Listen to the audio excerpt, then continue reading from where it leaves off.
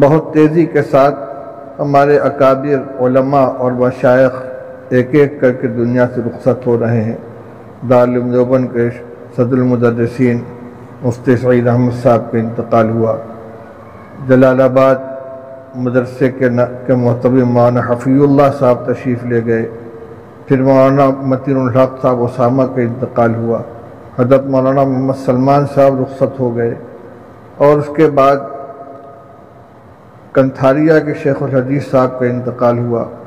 اسی طرح رائچور کے اندر ایک قدیم عالم کا انتقال ہوا، اور یہ تو وہ ہیں جن کی اطلاعات ملتی ہیں۔ ابھی تھوڑی دیر پہلے بنارس کے ایک جوان عالم مولانا مجیب الرحمن صاحب کا انتقال ہوا۔ اللہ سے سب حضرات دعا کریں، اللہ تعالیٰ علماء اکابر کو صحت و عافیت عطا فرمائے، پوری امت کو عافیت عطا فرمائے، بیماری سے نجات عطا فرمائے، بلاؤں سے مصیبتوں سے نجات عطا فرمائے۔ حالات جو بھی ہوتے ہیں اللہ کی طرف سے آتے ہیں۔ ہمیں ان موقعوں پر دو باتوں کا خاص طور سے اہتمام کرنا چاہیے۔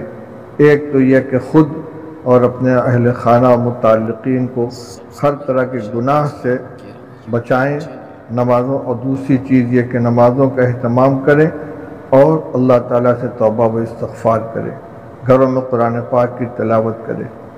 اچھے حالات بھی اللہ ہی کی طرف سے آتے ہیں، اور آزمائشیں بھی اللہ ہی کی طرف سے آتی ہیں۔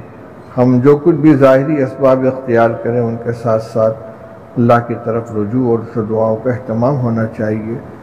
ایک بڑا نقصان ان حالات کا یہ ہوا ہے کہ مساجد کے اندر حاضری سے ہم محروم کر دیے گئے۔ اسی طرح دینی مدارس اور مکاتب سب موقوف ہیں، ان کی تعلیم کا سلسلہ بند ہے، طلبہ کا نقصان ہو رہا ہے، ان کا سال برباد ہو رہا ہے۔ دعائیں کریں کہ اللہ تعالی حالات کو درست فرما دیں تاکہ تعلیم کا یہ سلسلہ جاری ہو سکے۔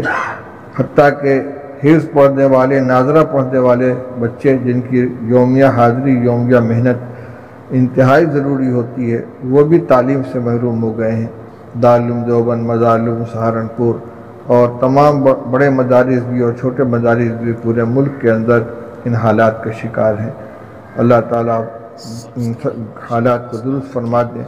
اسی طرح ایک اپیل کی گئی تھی رمضان مبارک کے اندر کہ مدارس کا جو نظام ہے وہ عام مسلمانوں کے چندے سے چلتا ہے۔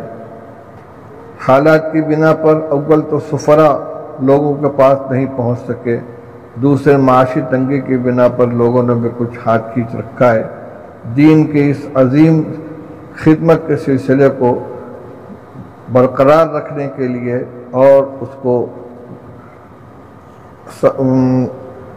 روح بہم پہنچانے کے لیے ضروری ہے کہ تمام امت کے لوگ، اصحاب خیر حضرات، مدارس و مکاتب اور مساجد کی خبرگیری کرتے رہیں، اور جو ذریعہ جس کے پاس ہو اس کے ذریعے سے ان کی امداد کریں تاکہ خدمت دین کا یہ سلسلہ جاری رہے۔ اللہ تعالی ہم سب کو عمل کی توفیق عطا فرمائے، پورے ملک کو بلکہ پوری دنیا کو اس آفت سے نجات عطا فرمائے۔ اب بھی مختلف حصوں میں ملک کے بیماری بہت شدید شکل اختیار کیے ہوئے ہے، اور ایک ایک گھر کے اندر کئی حضرات متاثر ہیں، بلکہ ایک ایک گھر میں کئی لوگوں کے ہاتھ سے وفات بھی پیش آ رہا ہے۔ اللہ تعالیٰ خاص فضل فرمائے، امت کی حفاظت فرمائے۔ وآخر دعوانا الحمدللہ رب العالمین۔ سبسکرائب اشاعت الاسلام کیرانہ یوٹیوب چینل۔